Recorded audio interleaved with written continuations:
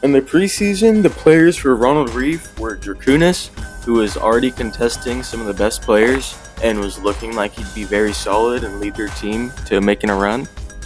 Then there was Acer, who never plays, but he was projected to just be like alright.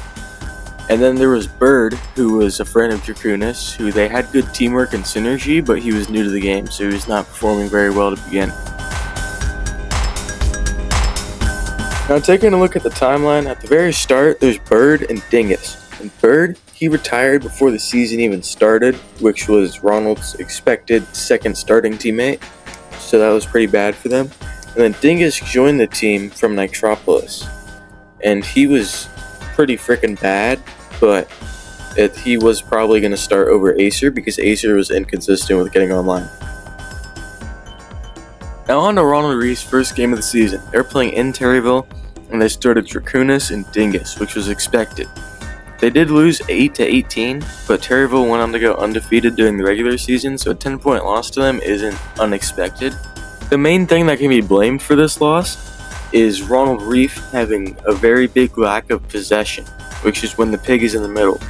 Ronald Reef was forced to defend the whole time, which shows with Dracunis and Dingus putting up more blocks than Terryville. But when they did have an opportunity on offense, they would normally score.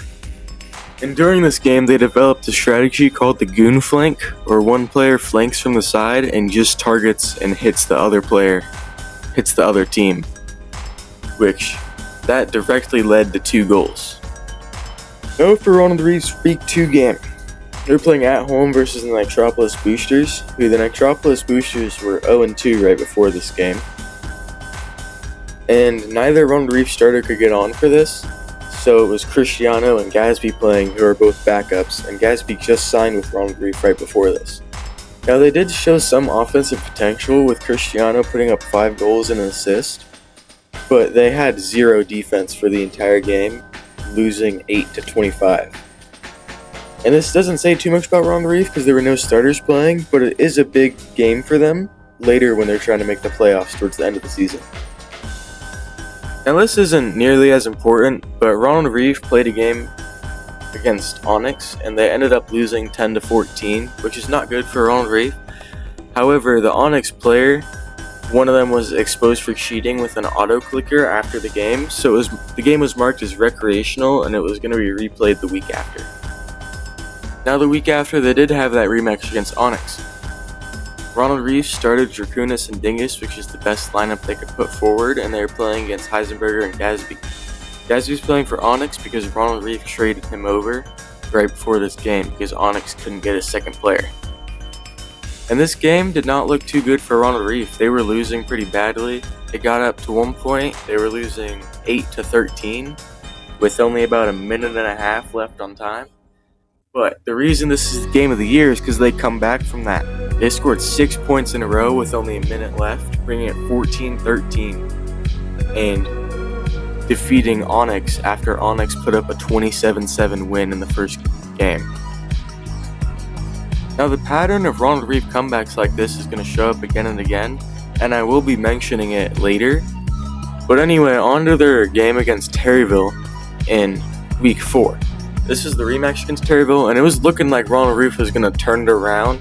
It was looking like Ronald Reef could possibly upset or put a pretty big fight against the 3-0 team right now. Ronald Reef had their blackout this game. They had a new arena built. They were coming off of the biggest comeback win of all time. And then they were down 11-0 in the first inning and got destroyed 23-7. However, Ronald Reef did put up some pretty good defense this game, showing that Dingus is also capable of playing defense and reinforcing that Dracunis can. Dracunis, however, scored all 7 of Ronald Reef goals. And this is a pretty big deal for this season because this pretty much destroyed their hopes. They were thinking it was going to turn around, and then they got decimated. Now right after that big loss to Terryville, Ronald Reef would be playing Nitropolis as an away game for their rematch in Week 5. Ronald Reef would start Dracunis and Cristiano because Dingus was unavailable this time, and this was looking like it would go well because Nitropolis had Grad who played last time, but they also had a rookie who's only played 1 game before. So it was looking like Ronald Reef could get the revenge and be set up to make the playoffs at 2-3. And they did not do that. They lost 22-17. but it was one of the highest scoring games of all time, and it did show that Ronald Reef has an elite offense. They just did not have the defense to pull off the win here.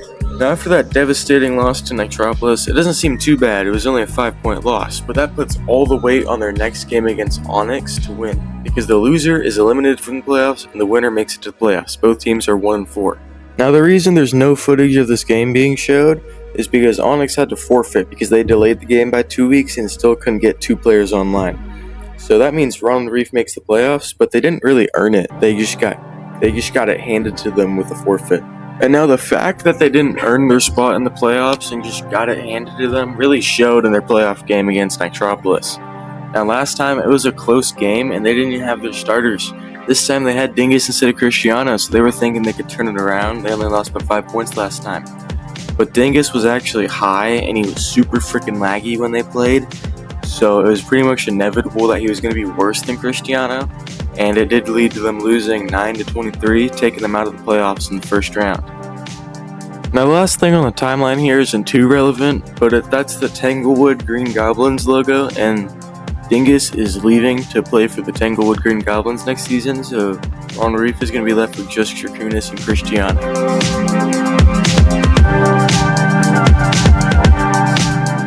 The easiest way to summarize Ronald Reef's season is that they're just overhyped and they didn't live up to it. Now, on paper, it sounds nice with them making the playoffs. They put up 2 wins against a solid team, but their first win was a 1-point win that they barely got, and their second win was the opponent forfeiting. And they got blown out in every other game except for one game against Nitropolis. And the main reasons for this is that Dracunis had to carry them the whole time because there was no one else on the team who could really help with defense or possession. Like, Cristiano showed some pretty good offensive potential, and so did Dingus early in the season, but they didn't have a true defensive player to help Dracunis. And lastly, they had no strategy. Even with Cristiano playing at his best, him and Dracunis had no real synergy or strategy, and they were basically both just playing on their own instead of working as a team. Now, looking at the future for Ronald Reef, the number one priority they should have is getting Dracunis a real teammate who can help him in possession, or working on developing with Cristiano because he is new and has a lot of potential and is probably nowhere near his peak. And the second priority they should have is to get at least a little bit of strategy to compete with top teams like Terryville and Nitropolis, because those teams are successful and they also happen to have strategies and plans, or at least patterns that show that. If they do work on both these things, they could end up being a playoff team or a championship contender next year. And if they don't, they're probably going to end up going like 0-8 next year.